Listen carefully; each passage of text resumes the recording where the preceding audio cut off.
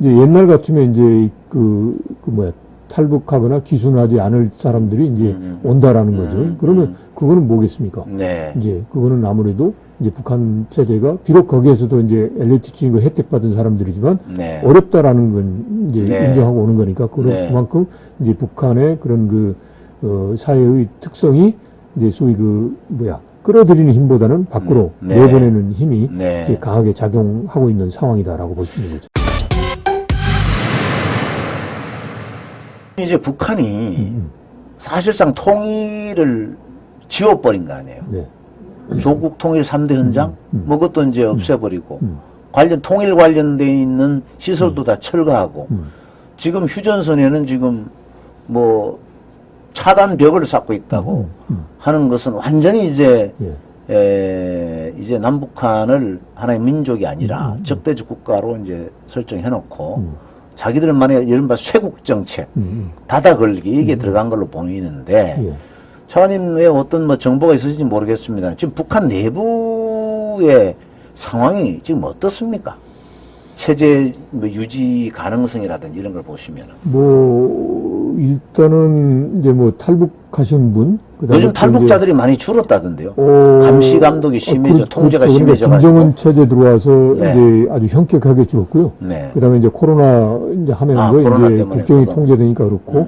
그래서 요즘은 이제 한 60명대 나오다가 지금 한 100명대가 넘고 해서 네. 조금 이제 늘어나지만. 조금 늘어났군요. 네. 근데 이제 이후부터는. 특징을 보면 지금은 이제 젊은 사람들이 많이 오고 그다음에 이제 소위 뭔가 이제 인텔리라고까지는 하지만 이제 소위 외교관이라든지 네. 이런 소위 고위층 그렇죠. 자제들 그렇죠. 북한 체제에서 뭔가 혜택을 받았던 사람들이 온다라는 거죠. 네. 네. 그 말은 뭐냐면 이제 숫자가 적다고 하더라도 이제 거기에서 이제 상징적인 의미가 있는데 이제 북한의 체제에 있어서의 그런 균열, 북한 체제에 대한 이제 불만이 많이 팽배해져 있다라는 거죠. 네. 그러니까 단적인 예로 보면 이제 반동 사상 문화 배격법이라는 게 있고요. 네, 그렇죠. 또 평양 문화법이라는 게 네. 그 말은 뭐냐면 소위 한국의 K 문화, 그렇죠.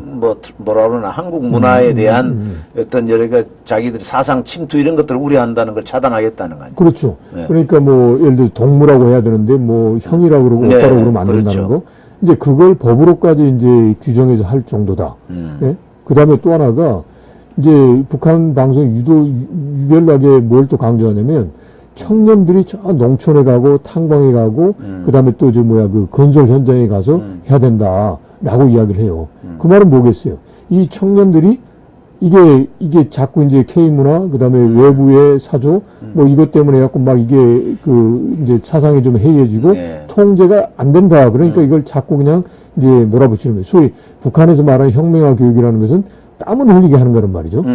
공산주의 사상에서 노동을 중시하는 것도 있지만 땀을 흘리고 몸을 불편하게 해야지 딴 생각 안 한다는 거죠. 그러니까 이제 그런 것처럼 이제 청년들을 자꾸 내몰고 있어요. 그리고 이번에 DMZ 쪽에서 장벽하는 것도 보면 대전차 공격 막기 위해서 그거겠습니까? 그게 아니라 이번에 이제 대북전단과 오물풍선에서 우리가 지금 대북 방송을 네. 틀었잖아요. 네. 앞으로 이제 여차하면 또 계속 틀 수도 있다라는 거니까 그걸 대비하는 것 같아요. 왜냐하면 자기들이 봤을 때도 탈북민 단체가 대북전단 뿌리는 걸 이걸 중단될 수는 없을 것이다라는 거고 이미 공언했듯이 거기에 맞대응한다는 거니까 해야 될 거 아니에요.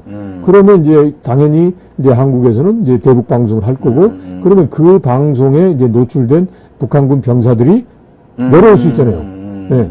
귀순할 수 있으니까 그렇죠. 그거를 막을 그러니까 방벽을 설치하는 그렇죠. 거다. 그걸 막고 그다음에 또 하나는 이런 식으로 하면서 내부적인 선전을 하겠죠. 네. 남쪽에서 이제 북한을 침공하려고 하는 거니까 이렇다라고 해서 이제 이완된 이제 북한의 긴장감 조사. 그래서 여하튼 북한 내부의 여러 가지 설은 무슨 이제 장마당이 약화되니까 경제적으로 그런 불만도 많다. 그 다음에 무슨 핵무기 개발하는 게 뭘 우리한테 도움이 되는 거 없냐, 이런 여러 가지 비판이 있다라고 하지만 그거는 이제 전체를 이제 모르는 거고 일단은 조금 전에 말씀드린 대로 객관적으로 드러난 것만 보더라도 이거는 뭔가 안정적일 때는 나오기 어려운 게 나온단 말이죠. 네. 그러면 여하튼 이제 북한 내부가 지금 현재로서는 이제 어려울 수밖에 없는 게 핵무기는 이제 많이 김정은은 이렇게 생각할 수 있어요. 핵무기를 개발했고 힘이 강하니까 이걸로 해서 이제 뭐 떵떵거리면서 이제 경제도 살릴 수 있고 다른 나라를 그냥 막 무릎도 구부리 이제 꿇게 할 수 있겠다라고 하지만 아니잖아요. 오히려 더 이제 상대로부터의 반격이 심하고 어렵잖아요. 그래서 지금 북한의 대북 제재, 중국과 러시아가 뒷배코를 한다고 하지만 대북 제재가 워낙 강하기 때문에 북한 경제는 뭐 정확한 통계는 아닙니다만 하나 예를 들면 이제 소위 뭐 이제 제재가 되기 전과 후를 비교하면 한 10분의 1 정도로 줄었다라는 거거든요. 네. 그러면 엄청난 그런 그 경제 그런 그 볼륨이 줄어버린 거예요. 그러면 이제 아무래도 북한 내에서 통제력이 이제 약화될 수밖에 없죠. 네. 평양을 중심으로 한 그 일부 뭐 정확한 숫자는 모르겠으니 뭐 200~300만 정도가 통제 가능한 범위고 나머지는 뭐 거의 통제가 불가능하다. 뭐 사실은 내버려 뒀다 이런 얘기도 있고 그만큼 북한 내부의 체제가 조금 불안정한 상황이 지속되고 더 심화되는 것 아니냐는 그런 예측은 계속 나오고 있는 상황인데. 그렇죠. 그러니까 네. 북한의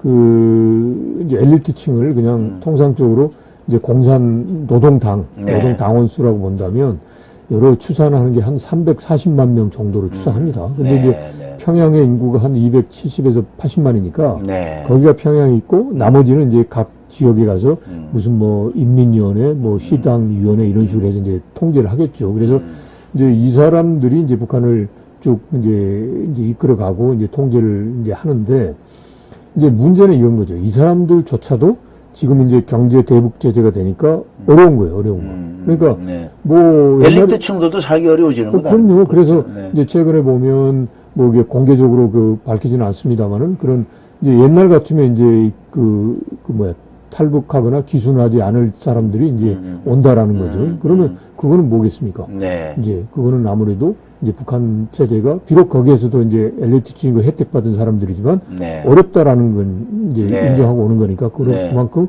이제 북한의 그런 그 사회의 특성이 이제 소위 그 뭐야 끌어들이는 힘보다는 밖으로 네. 내보내는 힘이 네. 이제 강하게 작용하고 있는 상황이다라고 볼 수 있는 거죠. 그러니까 이제 내부적으로 어려우니까 지금 이제 다다 쇄국 정책을 하는 것이고 그렇죠. 그런 것인데 이번에 이제 러시아하고 그런 조약을 맺음으로 해서 자기들이 어떤 뭐랄까 체제를 지킬 수 있는 외부로부터의 지원 같은 거는 확보했다고 또 생각을 할 수 있기 때문에 우리가 걱정하는 이게 또 잘못 판단해 가지고 김정은이 잘못 판단해서 혹시 뭐 백령도다 또 연평도다 서북 5도 섬 가운데 일부를 점령을 하는 군사 도발을 해서 우리 정부가 대응하는 걸 또 보고 이렇게 해서 이렇게 뭔가 끌어들여서 자기들 내부의 어떤 위기를 이런 어떤 바깥의 어떤 위기를 통해서 극복하려고 하는 이런 또 불장난을 하지 않을까 하는 그런 걱정이 있습니다. 이건 어떻게 보십니까? 뭐 전혀 없는 건 아닌데요. 네. 이제 지금 보면 이제 김정은이 이제 10살 때 스위스 베른에 이제 네. 유학을 간 거 아닙니까? 예. 이제 본인이 원해서 간 게 아니라 이제 뭐 그렇죠. 쫓겨간 건데. 쫓겨간 거죠. 그러면서 이제 젊은 시절에 그 머릿속에 생각하는 것, 그리고 직접 봤던 것은 서구의 풍요로움이에요. 네. 그러면 지금도 보면 이제 김정은이가 정권을 잡고서 처음으로 한 게 이제 인민들이 더 이상 허리띠를 졸라매지 않도록 하겠다라고 하고 있고 지금도 보면 이제 경제 강국이라고 이야기를 해요. 그러면서 뭐 지방 발전 뭐 20승 뭐 10정책이라든지 이렇게 하면서 네. 이제 하는데 여전히 경제적으로 뭔가 이제 성장을 시켜야 되겠다라는 게 이제 남아 있습니다. 네. 아직 포기를 하지 않았어요. 예, 그런데 이제 그걸 이제 포기하는 순간 제가 보기에는 이제 그런 이제 아주 극단적인 선택을 할 수 있죠. 이제 왜냐하면 이제 그런 극단적인 선택을 하면 이제 우리의 그 반격이 있을 거고 그러면 이제 소위 정권 유지하기가 어려울 거다라는 체제가 거. 무너질 수 있는 걸 위험을 각오를 해야 그렇죠. 되겠죠. 자기들. 이제 그렇기 때문에 이제 아직은 제가 보기에는 네. 이제 김정은이가 네. 저희 그 경제적으로 뭔가 이제 북한 인민들을 어떻게 한다든지 이제 북한 경제를 좀 잘해봐야 되겠다라는 이제 그런 욕구가 있다라고 판단됩니다. 네. 근데 그게 뭐 우리에 대한 위협적인 논사를 안 한다라는 건 별건이에요. 그런 게 있는 상황에서 스스로 모든 게 다 이제 그 물거품이 되는 이제 그런 선택을 아직은 할 때는 아니다라는 거고요. 이제 그리고 이제 그런 의미에서 보면 그렇다고 해서 도발을 하지 않겠냐. 그건 아닌 것 같고요. 지금 할 수 있는 것은 과거의 그 연평도 포격 도발, 뭐 그 정도는 충분히 네. 할 수도 있겠다 싶습니다. 네. 예. 네. 네.